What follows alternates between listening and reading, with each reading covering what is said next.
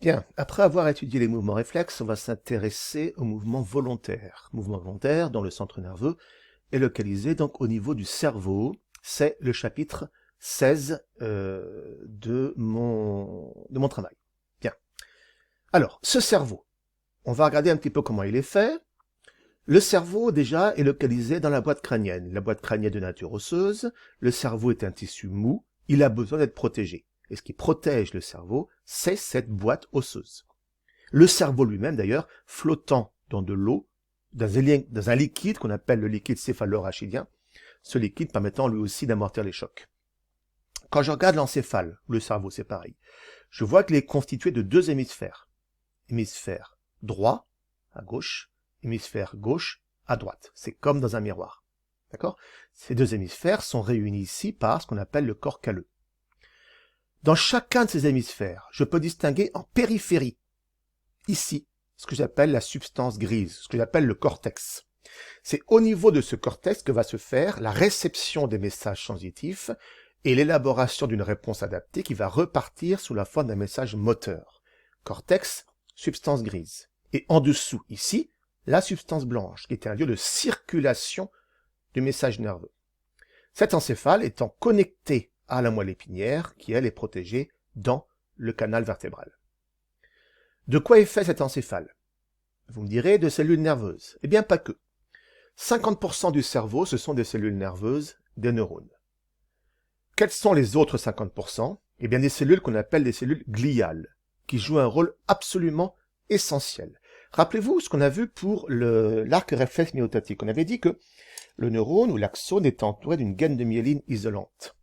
Eh bien, ce n'est pas le neurone qui produit cette gaine de myéline. C'est une cellule compagne associée qui fait partie de la famille des cellules gliales qu'on appelle un oligodendrocyte. Et vous voyez que cet oligodendrocyte vient s'enrouler ici autour de l'axone, formant cette gaine de myéline. Cette gaine de myéline est absolument essentielle pour la propagation du système nerveux. S'il n'y avait pas cette gaine de myéline, la vitesse de conduction du message nerveux serait considérablement réduite, comme on le voit sur ce graphique qui est là, vitesse conduction en fonction du pourcentage de myélinisation. Et il y a des maladies dans lesquelles, effectivement, la gaine de myéline se dégrade et disparaît, et ça aboutit à une impossibilité de coordination des gestes. C'est le cas des maladies comme la sclérose en plaques, par exemple. Bien, maladie génétique. Donc voilà une première cellule gliale qu'on appelle les oligodendrocytes. Il y en a d'autres.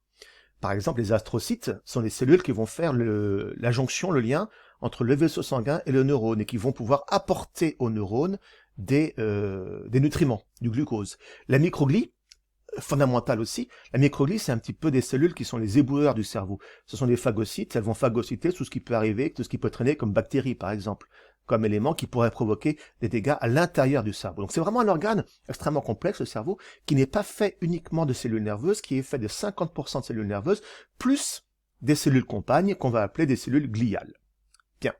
Alors ce cerveau, quand on va le regarder et l'étudier, eh bien on va s'apercevoir que à chacune des parties du cerveau correspond une fonction bien précise.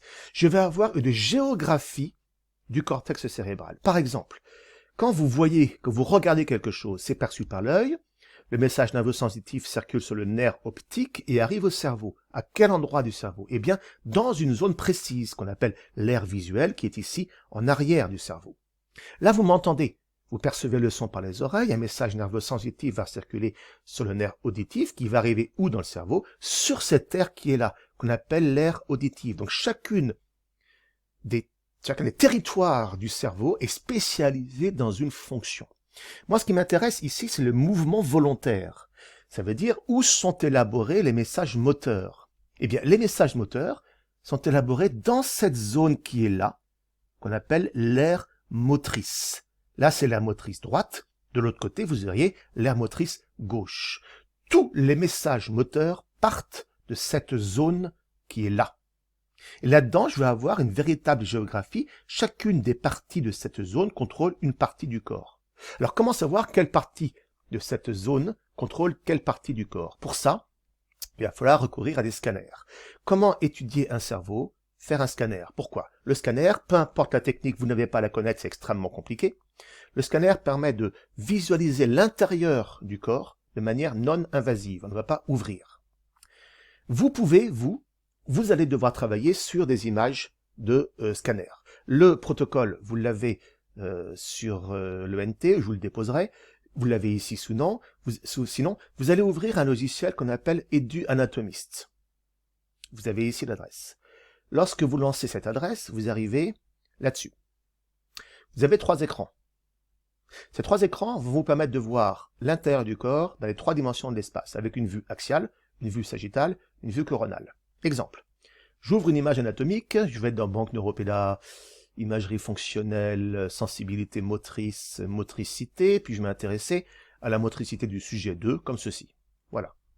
J'ouvre mon image. J'ai ceci.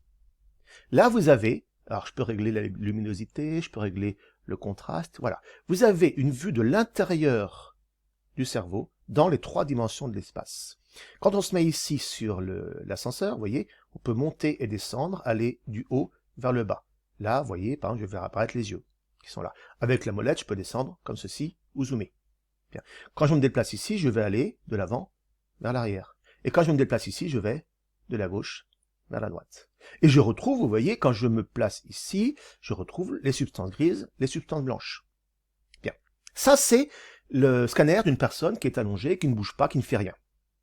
Je vais superposer à cette image une image d'une personne à qui je vais dire « vous bougez la main droite ». Où est-ce qu'elle est cette image? Ouvrir un calque fonctionnel, voilà, motricité main droite, comme ceci, la main gauche ne bougeant pas. Motricité main droite, je l'ouvre. Là, j'ai 2 images superposées. D'accord? Il y a plein de petites taches de couleur qui apparaissent, qui sont toutes les différences. Il faut régler ici mon seuil pour avoir une seule différence. Ok? Comme ceci. Donc, je vais régler ici mon seuil pour avoir une seule... Ah, voilà. Une seule différence. Je peux ici bouger et monter dans l'ascenseur. Là, j'ai une seule différence qui apparaît, que je retrouve ici, que je vois ici. J'ai dit à la personne, vous bougez la main droite. Je m'aperçois que quand je dis à la personne, vous bougez la main droite, eh bien, dans la partie gauche du cerveau ici, j'ai une activation. La partie gauche du cerveau contrôle les mouvements de la partie droite du corps. La partie droite du cerveau contrôle les mouvements de la partie gauche du corps. Cette tâche qui s'active ici quand je superpose mes 2 images, quand je la regarde sur le côté, elle est là. Si je compare avec ma cartographie cérébrale, je suis bien dans l'aire motrice, ici, vers le haut de l'aire motrice. D'accord? Quand je compare les 2, vous voyez, cette image qui est là et cette carte motrice qui est là, eh bien, je retrouve bien ma position. Donc, je peux dire que dans ma carte motrice, le territoire qui va contrôler le mouvement de la main droite se situe ici. Et je pourrais comme ça dire à la personne, vous bougez la main gauche, la main droite. Alors, si je disais à la personne, vous pourriez le faire, le fichier existe, vous bougez la main gauche, c'est l'autre côté que ça s'activerait.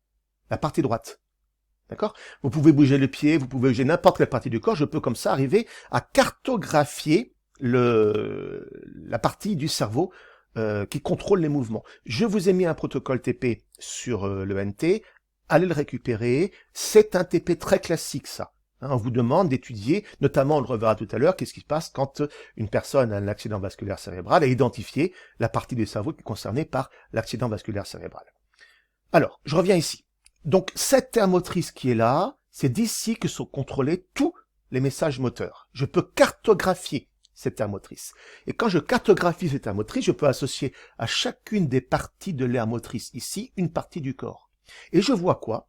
Je vois que toutes les parties du corps ne sont pas contrôlées de manière identique. Et si je devais dessiner un petit bonhomme dont l'allure serait proportionnelle à la géographie de la carte motrice, voilà ce que j'aurais. Ça montre quoi? Ça montre que les mains sont contrôlées de manière extrêmement fine.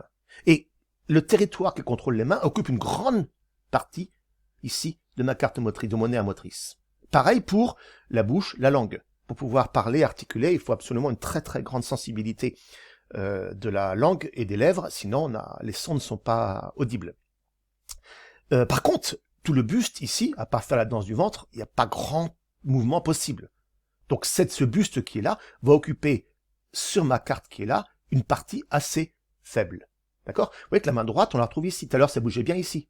Hein, quand j'ai fait mon travail ici, d'accord, cette partie qui est là contrôle de la main droite. Quand je reprends ma carte motrice qui est ici, je suis bien à ce niveau-là. D'accord? Donc le cerveau possède cette carte motrice Cette carte motrice, cette carte motrice, c'est la même pour tous les êtres humains. J'ai la même carte motrice que vous, et vous, entre vous, vous avez la même carte motrice. Les territoires sont situés au même endroit. Par contre, la surface occupée par chacun des territoires sera variable en fonction de chacune des personnes et de l'expérience qu'il a au quotidien. Ça, on le reverra tout à l'heure. Un sportif, par exemple, un tennisman qui joue de la main droite régulièrement, va avoir une carte motrice qui contrôle le bras plus développée que quelqu'un qui fait un autre sport. Mais ça, on le reverra tout à l'heure. C'est ce qu'on appelle la plasticité cérébrale. Et donc, deuxième chose, important à comprendre que la carte, enfin l'hémisphère droit qui est là, va contrôler la partie gauche du corps, et l'hémisphère gauche qui est là va contrôler la partie droite du corps. Les fibres motrices qui partent du cortex vont se croiser au niveau ici du bulbe rachidien. Pourquoi? C'est comme ça, j'en sais rien, c'est bon, l'évolution aboutit à ça, il n'y a pas de réponse au pourquoi. On constate que, d'accord? On constate que les fibres nerveuses vont se croiser ici au niveau du bulbe rachidien, vont descendre dans la moelle épinière, dans la partie substance blanche de la moelle épinière, vont faire synapse avec le corps cellulaire des motoneurones pour repartir après vers les différentes parties qui sont contrôlées, mais ça, on le reverra après. Voilà pour ce qui concerne ce travail sur le cerveau, d'accord? Travailler ce TP éduanatomiste, important de comprendre ce qu'on peut en faire. Vous voyez, un autre exemple, d'accord? Si je reviens sur éduanatomiste ici, celui-ci, donc je vais supprimer mes images. Je vais réouvrir des images comme ceci. Je vais aller donc toujours dans Banque Neuropéda, imagerie fonctionnelle, sensibilité motrice, et je vais m'intéresser maintenant aux fonctions cognitives. Alors, non, je reviens, excusez-moi ici. Donc, imagerie anatomique, pathologie, liaison. Imagerie anatomique, voilà. Pathologie, liaison, j'y suis ici. Et je vais m'intéresser aux AVC. D'accord? Par exemple, je prends l'AVC, alors à vous de choisir si vous voulez. Est-ce que je vous ai proposé quelque chose aussi? L'AVC est le sujet 3. Bon, prenons le sujet 3. Voilà, cet individu a fait un AVC. Ah bah, alors, toutes les images sont pas très belles, mais celle-ci est très parlante, regardez. Cet individu qui est là est arrivé à l'hôpital, il avait toute une paralysie du côté gauche du corps. C'est ce que vous dit ici dans le sujet. Tout le côté gauche du corps était paralysé. Il avait une hémiplégie. Par contre, il avait un réflexe rotulien parfaitement normal, d'accord? Donc il n'y avait pas de lésion de la moelle épinière, et donc le docteur a immédiatement suspecté un problème d'origine cérébrale, un AVC. Donc il a procédé à un scanner, et quand il a fait le scanner, qu'est-ce qu'il a pu constater? Regardez ici, toute cette partie-là, eh bien, avait une hémorragie interne. Donc toute cette partie-là a été détruite. C'est la partie droite de l'hémisphère du cerveau qui est détruite, donc paralysie de la partie gauche. Et là, vous comprenez comment il est absolument fondamental, dès qu'un signe d'AVC apparaît, de immédiatement faire intervenir le SAMU et l'hôpital, parce que plus les dégâts seront importants, plus la paralysie sera importante. Et qu'est-ce que c'est que les signes d'un AVC? Eh bien, c'est une paralysie faciale uniquement d'un côté, ce sont des difficultés à parler, la personne ne se rend pas forcément compte, mais tout d'un coup, le visage se déforme, j'ai une partie du visage qui devient paralysée par rapport à l'autre. La personne a du mal à articuler des mots, la personne a du mal, elle est tout à fait capable de prendre un objet avec la main gauche, mais pas avec la main droite. Là, il n'y a pas 50 solutions. Immédiatement, c'est le 15, on décrit les symptômes, le SAMU arrive en urgence et va stopper l'hémorragie pour que l'AVC ne fasse pas trop de dégâts.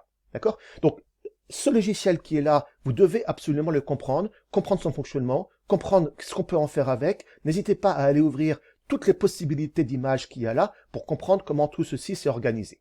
Et nous, une fois que vous aurez fait ça, vous pourrez fermer cette vidéo, fermer ce logiciel, et vous pourrez enchaîner avec la vidéo suivante. Je vous rappelle que je vous ai mis un protocole TP sur l'ENT qui, en fait, reprend ce qu'on a fait là sur Edu Anatomiste. Donc, je vous laisse travailler sur ce logiciel-là pour comprendre donc ce qu'il y a dessus avec le protocole que vous allez récupérer sur l'ENT. Et quand tout ceci est fait, vous pourrez partir sur la seconde vidéo.